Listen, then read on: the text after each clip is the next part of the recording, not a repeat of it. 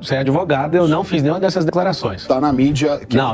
Tá na mídia é o seguinte, você tá culpando alguém. Verbaliza a declaração que eu vou responder. Vai lá, verbaliza. Exatamente. Ipsis literis, por favor. Exatamente. Tá errada? Porque eu não tô nervoso. Então, mas foi a minha leitura. Ela tá errada. Mas se você lê, tá escrito assim, ó, vida, aí você lê morte, você leu errado. Não, mas foi... A leitura sua tá errada. Você transpareceu pra mim aqui. Isso, de novo, chama percepção, é coisa sua. Ah, então, é minha mesmo. A primeira coisa é que a ansiedade de vice é só de candidato que quer ser vice. Então a ansiedade é dele, era bom você fazer essa pergunta pra ele. Vai lá. Pablo, eu vou pegar 3 frases que você usou aqui durante o nosso bate-papo. Você disse há pouco que é o storytelling que move o mundo. É claro. Você, na resposta anterior, disse que os 400ões de São Paulo deveriam ter medo de você, porque você vai ensinar quem está nas classes sociais mais baixas a melhorar. E você, algumas semanas atrás, fez críticas ao presidente Bolsonaro quando ele declarou apoio ao Nunes. E agora, no começo da nossa entrevista... Verbaliza a crítica, por favor. Você falou que não precisaria nem do Lula, nem do Bolsonaro. Nenhuma dessas... Você é advogado, eu não fiz nenhuma dessas declarações. Tá na mídia... Não. Tá na mídia é o seguinte, você tá culpando alguém. Verbaliza a declaração que eu vou responder. Vai lá, verbaliza. Exatamente. Ipsis literis, por favor. Exatamente essa. Qual foi? Você não precisava nem do Lula, nem do Bolsonaro, que políticos eram iguais e que você seria... E o que nós precisamos? Sozinho não, com o povo. Preciso de Deus e do povo. Mas vamos lá, deixa eu terminar a minha. Então, peraí só um pouquinho. Peraí, só para não embolar com as pessoas. Aí eu volto no storytelling. É o seguinte, primeira coisa, essa fala que você está trazendo foi quando eu fui candidato a presidente da República e eu resolvi isso com o Bolsonaro. Você disse recentemente. Não, Quando o Bolsonaro declarou apoio ao Nunes. Não. Você está confundindo e acompanhando o tweet de 2022. Não, isso aí eu não falei. Estou acompanhando o Twitter. Eu vi nas suas redes, inclusive. Não, você não viu porque eu não escrevi isso. É por isso que eu pedi para você verbalizar para saber de onde você tirou. É o seguinte, eu resolvi isso com o Bolsonaro, apoiei ele, fui financiador da campanha dele, ajudei ele, tá tudo resolvido entre eu e ele. Você viu, foi tweet, é tipo fofoca na internet, eu te entendo. Não foi, mas vamos lá. Então prova, pega aí e mostra. É só você mostrar. Não tô criando animosidade, só que você tá pondo... Posso fazer minha pergunta? Deixa eu terminar de responder. Você acabou de verbalizar que eu falei isso agora. Você tá intempestivo, doutor. Tá. Para quem tá assistindo, intempestividade, no mundo jurídico, eu também sou jurista, posso ajudar você que tá assistindo, é quando alguém fala uma coisa que tá fora do tempo. Isso aconteceu em 2022. Resolvi isso com o Bolsonaro e não disse nada disso. Sobre ganhar uma eleição, quem ganha sempre é o povo e não é o candidato. Então vamos lá, vamos terminar a primeira resposta, a gente volta no storytelling, você complementa a pergunta. O que nós precisamos entender é muito simples. Quem ganha é o povo. 63% das pessoas declaram aqui na cidade de São Paulo que não vão seguir orientação de padrinho político. Se essa pesquisa estiver certa, eu estou certo. Então é o seguinte, o Bolsonaro, ele não tem essa paixão e nem o movimento bolsonarista tem essa paixão com o Nunes. Isso é amarração eleitoral municipal, que é a mais perigosa de todas. Gente que é de direita apoia PT em alguns lugares no Nordeste por conta de conveniência e a gente entende. Agora, de quem que eu preciso? Eu preciso do povo. Muito simples. A Kramer acabou de falar, você tinha uma expectativa. Não, é ela que tinha expectativa e ela que fez essa pergunta. Eu não tinha essa expectativa. Não falei isso pro Bolsonaro e não falei isso para ninguém. Fui lá, peguei alguns conselhos dele, 3 conselhos, ele me deu 3, eu já executei 1 e estou terminando de executar o 2. E se der certo eu executar o 3º, a gente vai vencer a eleição. Então assim, meu irmão, cuidado com essa verbalização, porque ela foi intempestiva. Ela aconteceu, meia verdade o nome disso aí. O público pode acessar. Não, o público não pode acessar não, você que tem que provar. Até sugiro você pôr seu Instagram, provar e eu vou lá e comento. Nossa, me desculpa, você tá certo, eu não verbalizei isso. Vamos lá. Você a outra sobre storytelling. Não, é que eu não falei. Você falou que o storytelling move o mundo. Claro. 3 ponderações suas. Em determinado momento você disse que São Paulo tem alguns 400ões, não foi esse o termo, mas foi o que você... Faz o favor de, quando você abrir aspas, não colocar palavras na minha boca. Não falei isso aí. A terceira coisa que você está fazendo. Não, tudo bem. Não tá bem. Quando você verbaliza... Não, só um pouquinho. Como é que você chama, doutor? Cássio, deixa eu te explicar uma coisa. Quando você abrir aspas sobre uma pessoa... Sim. Você jamais verbaliza em verdade. Então você não disse falei que São Paulo 400. Tem muito riquinho. Não foi o termo, mas que São Paulo tem muito Eu riquinho. também não falei riquinho. Se você quiser verbalizar a minha fala, você vai falar o jeito que eu falei. Ou então você fala, eu na minha axiologia acho que você falou isso. Axiologia, quem fala a palavra, verbaliza a palavra. O termo, mas então se não lembra, pergunta direito, não abra aspas, fala a sua cabeça. O move o mundo é isso mesmo. Que você tem essa preocupação com essas pessoas pobres, numa evidente insinuação, colocando elas contra os ricos de São Paulo. Que foi uma tática histórica isso é coisa do de PT. esquerda, cara. Não é uma... É isso que eu estou dizendo, por isso que eu estranhei, por isso que me marcou. Agora Sempre sim. foi historicamente uma tática Agora do... sim, você está Não é falando, usar- não é- você está falando da deixa eu sua terminar. impressão emocional. Deixa eu terminar. Calma, deixa ele concluir, senão vocês vão ficar discutindo. Não e as é pessoas usar que o nos ouvem esto- pela rádio não conseguem tudo compreender. bem. Não é usar o Vai lá. storytelling Não, agora você fez certinho. para cravar uma bandeira contra ideais, eventualmente, aos quais você é contrário? Vamos lá então. Agora você. É porque assim, a gente ia criar uma animosidade porque você abriu aspas e inventou palavras que eu não falei. E rapidamente, eu acho que Isso aí. você está mencionando a entrevista que ele deu no dia 6 de junho para o UOL. Exatamente. Porque lá na entrevista Eu não que falei você essas concedeu ao palavras UOL, não, eu vou... patrocentões, ele está inventando. Não, isso aí. Estou isso falando aí- de agora. que Não, os você- patrocentões você mencionou agora. Vamos lá, mas então. Nessa entrevista você mencionou o seguinte: não fui buscar apoio do Bolsonaro, não pedi Não nada a fui ele. mesmo, eu falei isso aqui hoje Conheço já. o capitão e ele não gosta que as pessoas lhe peçam nada. Ele é um Justamente. cara que tem repulsa a isso. Não fui lá fazer nenhum pedido, saí de lá com a cabeça erguida. Almocei com ele, passamos umas 2 horas juntos. Foi o que Eu eu nunca falei. jamais fui lá para lhe pedir apoio. 0. Não fui pedir medalha. Foi ele quem me deu e fiquei muito honrado. Fui pedir conselho. É essa entrevista que você está mencionando, Acácio? Não, mas foi o que ele tava concedida falando era outra no coisa, dia que eu não 6 de preciso junho de dele. 2024. É diferente, que no segundo turno, caso vocês, né, ajudem Não a fui atrapalhar. atrás do apoio do Bolsonaro, a linha ideológica dele é contraditória do Nunes, que tem o partido amarrado com o PT. É isso. Ou seja, o que você leu não é o que ele Essas falou. foram as aspas, mas Não, mas o que você está falando é outra coisa e ele estava trazendo outra. Assim, vamos de forma republicana baixar aqui a energia. Só peço para todas as vezes que você direcionar a palavra abrindo aspas com o meu nome, não inventar coisas. Só isso. Eu usei um termo, não exatamente o termo seu. mas você fez a Não, ponderação por nesse três. sentido. Por 3 vezes você fez isso. Mas vamos continuar o debate sobre o storytelling.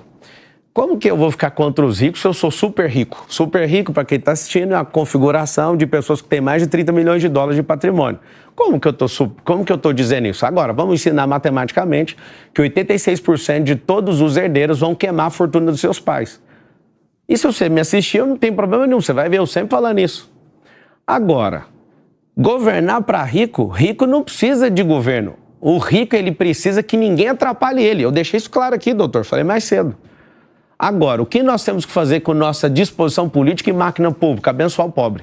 Promover o pobre. Para quê? Para ele deixar de ser alguém que fica sendo enganado o tempo inteiro por políticos. É só isso. Não tem nada de colocar rico contra pobre. Isso é coisa da esquerda, ficar com essa bandeira. Doutor, você fez a pergunta, estou respondendo para o senhor. Eu não estou com essa bandeira. Mas às vezes você está me dando a oportunidade de tirar isso da cabeça de alguém. Eu não tenho essa bandeira. Quem divide o país é quem ideologicamente quer diminuir a potência da nação. Nós temos que abençoar o rico para ele continuar prosperando e ele falar assim, toma aqui mais emprego, para dar a chance para as pessoas terem acesso a isso e falar, deixa que eu resolvo. Eu também vou gerar emprego e fazer a maior escalada social que a gente já assistiu na história. Então é muito simples. De todo o meu coração, eu quero que você que está assistindo entenda. Nós não podemos colocar ninguém contra o outro, nós somos um só povo.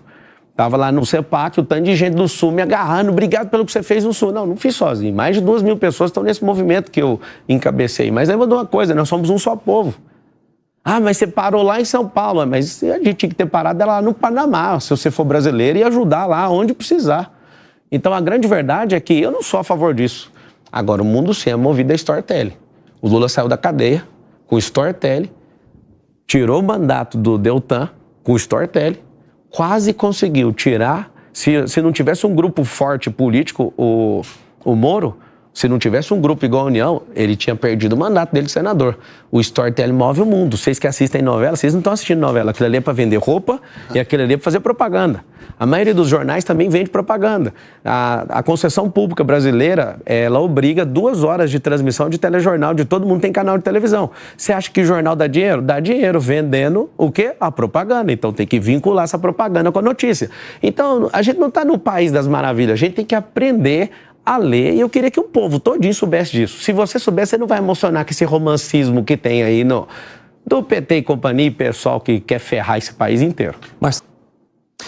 Marçal, recentemente houve uma reportagem da revista Veja falando um pouquinho sobre os processos que as suas empresas têm. São várias empresas que renderam dezenas de processos, se não me engano, cerca de 100 processos. Alguns estão sob sigilo, outros dão conta de processos trabalhistas e etc. Como é que você recebe ou avalia a quantidade de processos que você tem hoje? 98% dos processos, principalmente trabalhistas, no mundo inteiro, está num país chamado Brasil. Deve ser por isso que grandes companhias foram embora e a gente está sem os empregos hoje. Agora, se você Mas pegar... você diz que eles não têm razão de existir? Não, eu quero saber por que tem 197 países, 7 bilhões de pessoas e, numericamente, por que 98% dos processos estão no nosso país. Tem alguma coisa errada aqui. Fazem de tudo para as empresas não estarem aqui. Quem vai perder é o povo. Mas tudo bem. A maior parte dos meus processos são consumidor. Eu tenho publicado 61 livros. Às vezes o livro não chega, tem um extravio, a pessoa vai lá e processa, eu vou lá e indenizo, entrego mais do que ela pediu. Se você fizer a pesquisa direitinho, porque você ficou só na headline, é interessante essa headline. Você imagina um grupo multibilionário só com 100 processos. Geralmente quem tem um grupo do meu tamanho, né, no tamanho, a envergadura das nossas companhias, tem 5 mil. Uhum. A gente tem muito pouco processo porque a gente não... Você acha que interfere a forma como eu te fiz a pergunta? Não. Não? Eu só estou te falando que se você perceber... Eu posso perceber, mas isso interfere como eu te fiz a pergunta? O que isso muda? Não, a forma como eu te fiz a pergunta interferiu, não, porque você pediu para se eu checar todos os processos direitinho, isso interfere? Não, é porque se você for checar, você vai ver que é da defesa do consumidor. Ah, sim.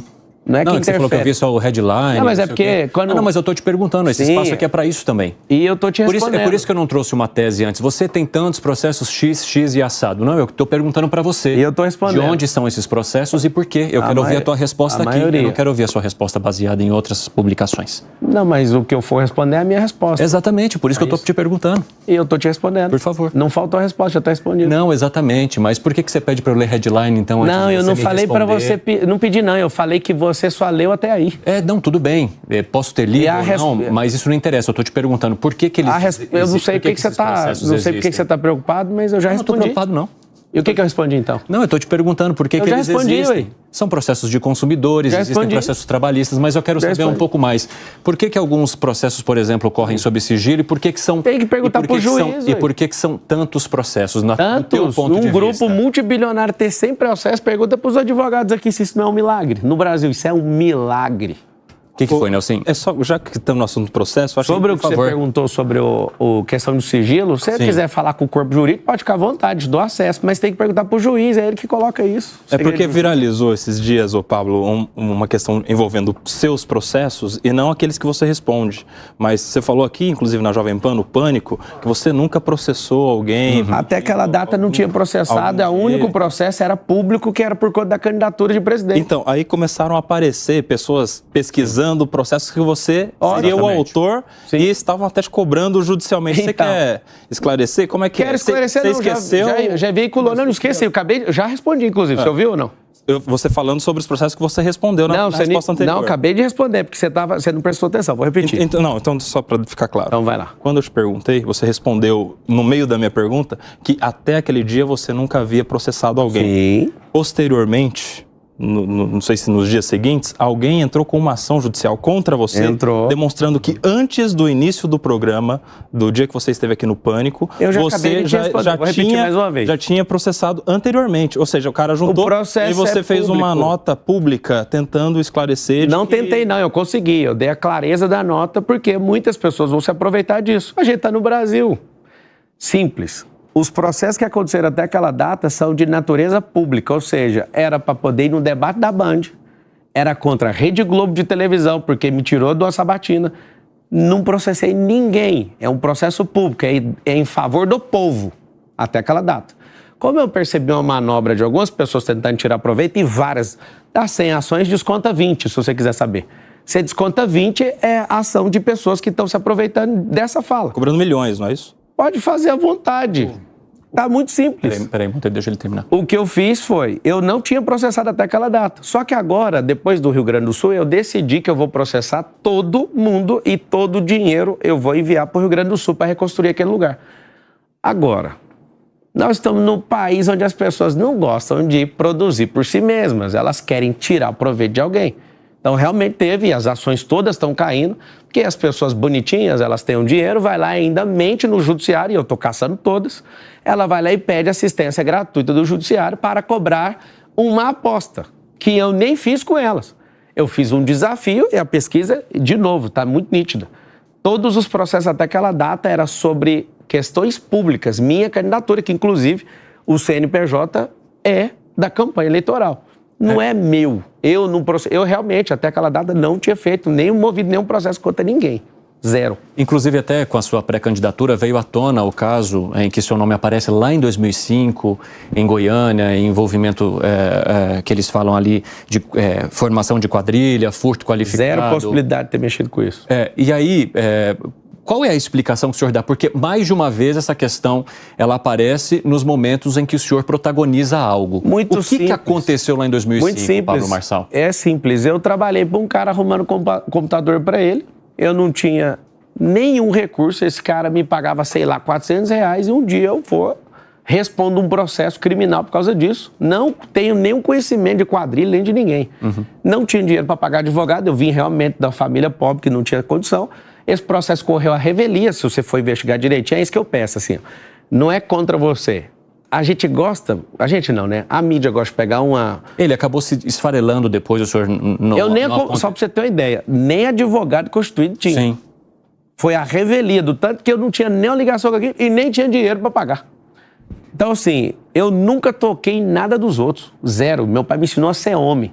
E se alguém provar que eu toquei, eu vou devolver. Cadê alguém falando disso? Então, esse processo realmente aconteceu. Sim. Eu fui processado por 13 anos. Isso foi muito dolorido para mim. Eu odeio injustiça. Esse negócio mexeu tanto comigo, assim, que se eu ver uma pessoa praticando injustiça, eu vou para cima. Então, realmente aconteceu. Eu trabalhei, fui inocente em trabalhar para uma pessoa que eu não sabia o que ela fazia. Simples. Monteiro, você tem alguma questão? Não, eu queria esclarecer esse ponto também, porque assim, Marçal, tem um ponto interessante que é o seguinte. Você é um empresário bem-sucedido, você falou aqui várias vezes das suas empresas, o que você já ganhou, e entrou na política. Então é normal que daqui para frente vão fazer o escrutínio na sua vida. Põe para fuder. Vão abrir a sua vida, vão começar a buscar processo aonde tem, aonde não tem. Eu queria saber de você o seguinte, existe algo que ainda não surgiu e deve surgir? Existe alguma coisa que você quer mostrar para as pessoas aqui agora, nesse momento aqui? Cara, eu já medi exatamente a fundura do lugar que eu tô entrando. Eu tô me cercando de gente que tem fogo também. Não tem como você sair ileso da política. É igual você entrar no Tietê. Infelizmente, não é um negócio de dignidade, não é um negócio que você chega e fala, eu vou e nada vai acontecer. Eu tô preparado para eles quebrarem algumas empresas minhas. Esse povo realmente está me cercando de todos os lados. É muito ruim, por exemplo, o governo pegar o COAF, pegar o CARF e começar a fazer uma desossa na sua vida. É muito ruim eu não pegar nenhum real de dinheiro público, ir lá fazer doações do meu próprio dinheiro e um dia acordar, né, para a campanha eleitoral de 2022, não pedir dinheiro para ninguém, cara. Não peguei R$1 de dinheiro público. Você está falando sobre a investigação da Polícia Federal lá da campanha, da doação de campanha. É porque as pessoas vão ver alguém que é correto no que faz e vão... Isso é uma técnica chamada phishing. A minha esposa, lá no banheiro de casa, quando a Federal estava lá, ela falou, agora você vai largar com esse negócio de política, né? Porque não tem lógica a gente estar vivendo isso aqui. Você não precisa disso. Aí eu virei para ela e falei, agora é que eu tô afim. Porque isso aqui é uma tentativa de parar aquilo que a gente está fazendo. Mas ele está falando de Phishing Expedition? Phishing Expedition. O que está acontecendo? Eu fui ajudar o Bolsonaro, e aí que está o grande detalhe. Não tem mágoa nenhuma. Fui ajudar ele, entrei numa lista de 70 pessoas do governo. Essa lista é arrebente com todo mundo. Eu estou nessa lista. E eles mandaram lá para ver, não acharam nada. Os policiais, mas cadê os documentos? Pelo amor de Deus, nós estamos na era digital. Cata os computadores e vão ver, não acharam nada. E não vão achar nada, porque a única coisa que tem na operação é eu doei o dinheiro para minha campanha e ao invés de pegar um táxi aéreo... Para a tua? Sim, para mim, é meu dinheiro, meu. Todo dia um repórter pergunta, quem está pagando o combustível do seu helicóptero? Ele é movido a energia solar, caralho. Não pode. Então esse povo fica o dia inteiro. É uma sede por dinheiro público, você não pode pôr seu dinheiro. Aí o que aconteceu? Ao invés de eu pagar R$30 mil a hora de um helicóptero, eu já tenho minhas aeronaves. Eu fui lá e paguei a minha, fiz certinho, conforme a lei. Eu sou jurista, não sou bobo. Só que aí vamos fazer o seguinte, a opinião pública importa. Então vamos soltar isso aqui. Cara, quando você for perceber, eu sou uma das pessoas mais injustiçadas, mas eu não peço ajuda pra ninguém. Para ser político no Brasil, você tem que tomar Gardenal ou fazer o MEDP, que é um treinamento de inteligência emocional que vai acontecer dia 23 e 24 de julho, que você pode aguentar a pressão. Até o curso ele tá vendendo aqui. Marçal... Pai, como é que você faz para fazer política sem usar o dinheiro público? Mas, Marçal, você se importa de ser tão questionado assim? Cara, não. Porque em alguns momentos eu vejo que você tá nervoso, aparenta Marçal. nervosismo, aflição por ser questionado. Mas isso é uma leitura sua. Ah, não, eu acabei de fazer, sim, acabei de fazer. Você pode dizer que está errado ou não. Foi uma leitura que a gente fez aqui agora. Mas eu quero saber de você se ao assumir ou ter a possibilidade de assumir um cargo público que vai te fazer ser muito questionado o tempo todo, destroçado o tempo todo, se isso te parece ruim, se isso te incomoda. Posso aproveitar? Cara, pode. Posso aproveitar a deixa dele aí? Até porque nós temos em São Paulo um Tribunal de Contas do município e os últimos 4 prefeitos entraram de alguma forma em conflito com o tribunal, eventuais ações do tribunal que eles discordavam. Então os prefeitos de São Paulo historicamente estão sujeitos a uma cobrança maior que outros prefeitos de cidades menores, né? Só para complementar o que ele ponderou. Então tem as questões judiciais e eu também te faço a pergunta sobre a questão de ser questionado por jornalista, pela imprensa, em sabatinas, em debates. De que maneira que você pretende enfrentar isso? Com paciência. Paciência é uma coisa, é uma virtude. Né? Então, se a pessoa, por exemplo, abrir aspas e falar que eu falei, você vai ver isso aqui o tempo inteiro. Aí, isso é um processo de education também. Você vai fazendo, a imprensa vai entender o jeito que você joga. Se quiser levar na canela, está disponível. Todo dia vai acordar e vai tomar uma. Quando você fez a leitura errada sobre eu fico nervoso, não. Isso são coisas que deixam as pessoas nervosas. Por que minha leitura está errada? Porque eu não estou nervoso, hein? Então, mas foi a minha leitura. Ela está errada. Mas se você lê, está escrito assim, ó, vida, e você lê morte, você leu errado. Não, mas foi, a leitura sua está errada. Que você transpareceu para mim aqui. Isso, de novo, chama percepção, é coisa sua. Ah, então, é minha mesmo. E está errado aí. Então, tudo bem, mas é minha. Mas está errado. Eu tô te falando, foi a minha percepção e eu quero... E você precisa aceitar quando a pessoa falar que você está errado. E eu quero saber como é que você pretende lidar com esses questionamentos. Do mesmo jeito que a gente está conversando aqui, vai ter diálogo. Eu não vou fazer igual esquerdista que você está jogando xadrez, parece que você está jogando com pombo, ele não dá conta de mover mais, ele bate a cauda que ele é o próprio pombo, caga no tabuleiro e vai embora. Eu vou ficar até o fim. Eu tenho paciência, eu aguento pressão, eu vou provar para vocês que eu sou preparado para suportar isso aqui. Vai ter gente que vai jogar contra o tempo inteiro. Você parece ser um cara agradabilíssimo. Imagina eu pegando um cara que tá lá na Folha de São Paulo, no UOL, que é esquerdista daqueles, enviado não sei da onde, ele vai querer arrancar até o meu fêmur. Ou seja, eu vou ter paciência com ele também. Porque eu sei que a gente está contaminado. O quarto poder da República, que é a mídia, está controlando o país. Precisa ser do jeito que foi com o Bolsonaro? Eu acho que o Bolsonaro pecou no excesso ali. Tem que ter um pouco mais de paciência. Você vai ter essa paciência da minha parte e vocês também tem que ter paciência comigo. Eu estou saindo do meu campo da vida privada que eu mando na minha vida e agora eu não vou poder falar tudo. Isso para mim é das piores coisas que existe. Acho que a pior coisa de alguém que tem a vida que eu tenho é trocar minha agenda que é livre por uma agenda ocupada por 1.460 dias. Segunda preocupação é ter paciência com tanto de leitura errada, com gente abalada emocionalmente, com gente que abre aspas no seu nome e você não falou, com gente que te odeia de graça. Mordeu, hein? Mordeu não, cara, é a realidade. Foi 3 seguidas aqui, ó. Você é de Goiás, né? Isso aí lá chama morder a chumbada. Eu sou do Brasil, rapaz. Eu nasci dentro do carro, num Voyage 87. Você sabe o termo morder a chumbada? Eu sou pescador também. Então você sabe, né? Parece que você mordeu a chumbada da Cássia, hein? Não, então, a chumbada dele era tão fraca que na hora que eu mordi, arrebentou a linha. Foi 3 que ele mandou, eu arrebentei as 3. É uma questão de interpretação, hein? É, porque você não conseguiu sustentar nenhuma. Isso é uma percepção. Você tem que então abre aí e mostra. Errado, olha lá, ele tá caçando aqui, ó. Não, deixa eu mostrar uma coisa que tá acontecendo aqui ao vivo, só um pouquinho. Olha o que ele tá fazendo. Ele fica caçando headline de notícia pra vir. Ou seja, só fica na headline. Quando a gente... E é muito bom estar aqui... Você alertou da headline. Inclusive eu chamo a atenção e faço muito dinheiro com headline. Que bom. Isso é bom demais. Se você quiser aprender, o que acontece? Tô feliz. Mas pode ficar cada vez mais próspero. A advocacia é muito bom mesmo. Eu não fui para ela e prosperei empreendendo. Vamos aonde? Vamos lá, Nelsinho, por favor. Vocês estão monopolizando aqui o programa e a gente tem mais perguntas a serem feitas. Vamos lá. Só para falar que eu estou muito satisfeito de estar aqui, viu? Esse aqui é um bom treino. Vai lá, Nelsinho. Ô, Pablo. Diga. A gente está vendo aí um movimento acontecendo, você mexeu na pesquisa aqui, a campanha, a corrida eleitoral pela Prefeitura de São Paulo, movimentou inclusive a formação de algumas chapas.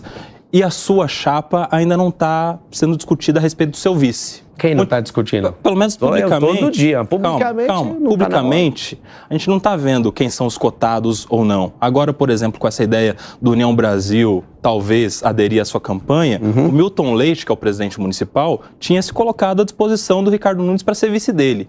Você aceitaria o Milton Leite como seu vice? E se não, quem seria um outro nome aí cotado para ser o seu vice? Já que a gente está se aproximando das convenções. A primeira coisa é que a ansiedade de vice é só de candidato que quer ser vice. Então a ansiedade é dele. Era bom você fazer essa pergunta para ele. Segundo. Mas dele certamente haverá. Eu quero saber da sua se você aceita. Então, é o seguinte, eu ainda não conversei com ele. Então tem que ter uma primeira conversa. Então não tem resposta para uma coisa que eu nem conversei. Se ele está viabilizando isso, né, que ele construa isso e está tudo certo. Que eu sei, tem mais de 20 pré-candidatos, emocionalmente falando, que querem sentar nessa cadeira poderosa de vice. Eu não sei para que o vice faz até hoje, né? É uma reserva, né, para caso acontecesse alguma coisa. Só que o seguinte, essa ansiedade é de duas pessoas, são de duas pessoas. Da pessoa que quer ser vice e sua, que é da mídia. Só de vocês dois. Para o eleitor não faz diferença? O eleitor tá amanhã, acordou, tá lá no metrô, você viu lá o vice? O que é vice pro eleitor agora? É igual o campeonato, cara. Tá no começo do Campeonato Brasileiro, ninguém nem vai no estádio, vai quem consegue chegar lá no final. Então, essa ansiedade é de dois grupos, de vocês e de quem quer ser vice. Todo dia eu vejo uma pessoa que paga uma matéria e vai lá, fulano pode ser vice. Aí eu fico rindo, nem conheço a pessoa. Ou seja, esse rolê é bem interessante para a pessoa, para o storytelling dela. Mas pelas regras dos debates, só irão aos grandes debates... Eu estou convidado para todos. Aqueles menos a candidatos, não.